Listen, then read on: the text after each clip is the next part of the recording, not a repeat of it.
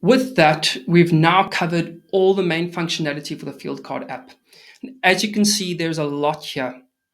We really tried to think about every single use case and find a way for you to manage your jobs and business effectively. What we do need to go through quickly to end off is the settings, just so you can make necessary adjustments and add all the items and photos and information to make your quotes and invoices accurate and quick and easy to make. Okay, let's start at the top. At the top, you have your services. Now, these services are not related to your quote items.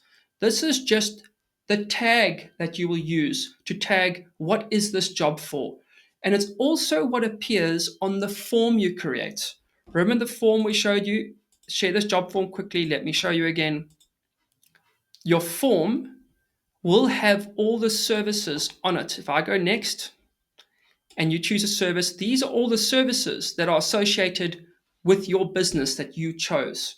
So if you add a service over here, and it will also show when you're on your jobs and you create a job and you select a service here, it also gets shown here. Okay, back to our settings page. So that's what the services are for. Now you can make them active or deactive if you don't want them to show on your website form. If you don't want them to show on the website form, just make it inactive. Do that, and it'll inactivate it. And you can add more services here also. First, you have to choose a category, or you can create a category. So you can say new category, and then you can add your own custom services. So really the entire thing is customizable if you want to. You can just say gate repair, for example. That's a new category, and your new category is custom gates. Now you've got a new category called custom gates over here, and you've got a new service called custom gates. Moving on. Next, we have the quote items and materials. The quote items are used on the quotes and have a price. You can format the quote items to have a title and a description. This will help you to show all the different parts of your job you may be quoting on. Let me show an example. Let's say we have a gas geyser installation. Okay, and we have 1 times gas geyser, 10 meters of pipe. Okay, so that's our quote item, and we can say this cost 20,000 Rand. So when we go create a quote, this will automatically be there as one of the selections to choose from. Now you will see there's an add materials button here also. Now what's important about this is the materials are different. You need to understand the difference between materials. Okay. A material is mostly used for you and your team as a reference for jobs, like I showed you on the job card page. You see, here you can list out all the items that the user might or your technician might want to take to a job, or that you might commonly use on jobs, so that you can quickly just add them in as materials. Materials can also be added just to a quote item to bulk it up. Let's just say you have a bracket and you, for example, you add a bracket also, and let's just save this. Now let's look at our gas geyser installation. Here it is here. And as you can see, it's got these items and a bracket. And if I go create a quote, let me show an example. And I choose my quote item and I say gas geyser installation. You'll see now, when I create the quote, I will just preview this for you quickly. Just view details. You'll see now it says there's the bracket, the galvanized bracket got added there. So the materials can be used on quotes and can be used on job cards over here. So if we go required materials and we can add some, we can say brackets, that beam, add materials, and let's just save this. And now you can see these are the required materials here on our job. You see that over here. So going back to the settings page, you can add new quote items and you can click here to add new materials. Okay, so let's just say element 2 kilowatts.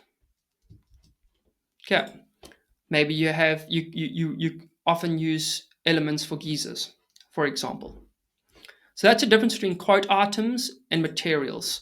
Quote items have prices, and materials are just add-ons that you can use internally, but also just to supplement into quotes if you want to. Next on our setting page is the lead form options. Now, what this is to edit the options the user can select from on your form that you send, not the services. These are if you want additional options over and above your service.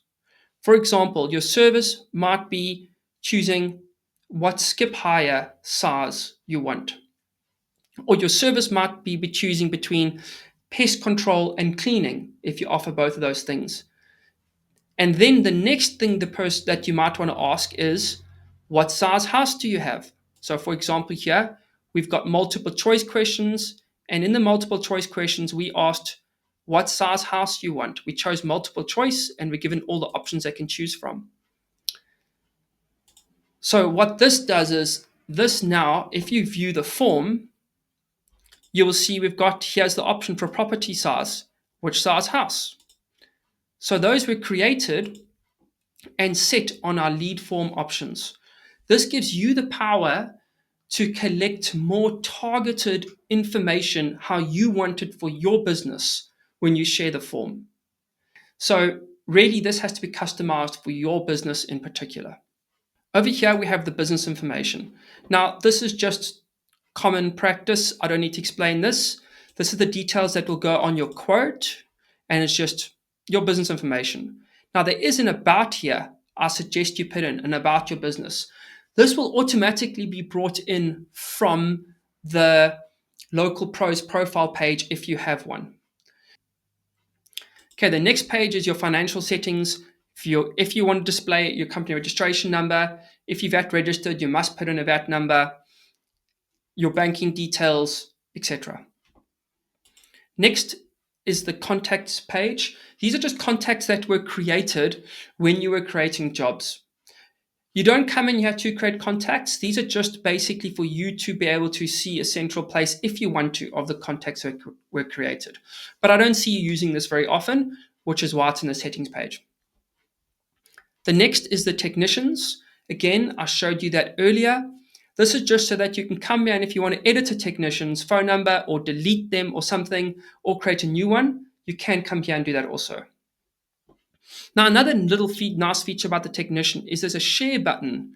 You can actually share a page with them that they can save that will always have the jobs that are assigned to them on this page. So if they save this link somewhere, or if you ever want to send them this link, this is a shortcut to all the jobs that they have assigned to them, which is a nice feature. It's like their own dashboard page without them having to log in and be part of the app. So it's almost like adding team functionality to the app without having them to log in. Okay, next is the gallery and photos. You must add a company logo because that's what goes on your invoices and your quotes. And then if you add gallery images here, these images will be shown on the quote if you select them. It says here show on quote. So if you click this on, then that image will show on your quotes, just like I showed you previously. So come in here and choose your 5 or 6 best photos, and then they'll be shown on your quotes. And then next we have profile information. This is very simple. This is just your profile for your app, your name, email address, etc. Notifications, if you want to continue to receive notifications. And that's it. We came to an end of this quick walkthrough of Fieldcard. I know it wasn't that quick, but I wanted to cover all the bases. There's many other little nuances and little buttons you can click that you'll discover that'll just make things a little bit faster for you.